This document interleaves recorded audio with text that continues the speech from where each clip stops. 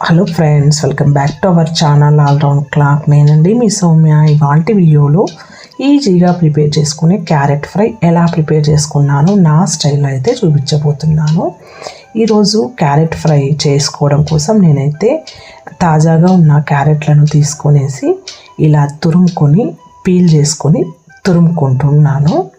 ఇలా తురుముకుంటే మనము ఈజీగా చేసేయచ్చు. మనకి ఏమైనా ప్రాసెస్ ఉంది అంటే తురిమేది ఒక్కటే ఇతర, ఎందుకంటే క్యారెట్ సులభంగా ఈజీగా ఉడుకుతుంది కాబట్టి ఫాస్ట్గా చేసేసుకోవచ్చు మనం క్యారెట్ ఫ్రైని.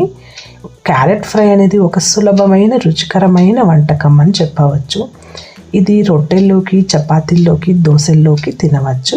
ఇది తయారు చేయడానికి కూడా చాలా తక్కువ సమయం పడుతుంది. అందుబాటులో ఉన్న పదార్థాలతోనే తయారు చేసుకోవచ్చు.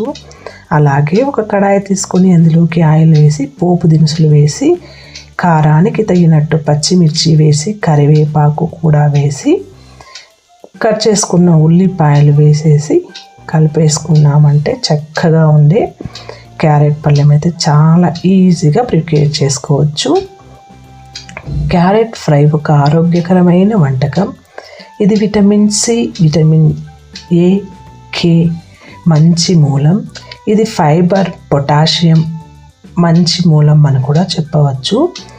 క్యారెట్ ఫ్రైని మీరు మరింత కారంగా చేసుకోవాలనుకుంటే ఈ టైంలోనే కొద్దిగా కారం పొడి కూడా వేసుకోవచ్చు. నేనైతే పచ్చిమిర్చి వేసుకున్నానంతే. నేను ఎక్కువ కారంగా పెట్టాను, ఎందుకంటే కారం ఎక్కువగా పిల్లలైతే ఇష్టపడరు కదా, అందుకోసం నేనైతే తక్కువ కారంతోనే చేసుకున్నాను. కళ్ళకు చాలా మంచిది, విటమిన్ ఏ పుష్కలంగా ఉంటుంది.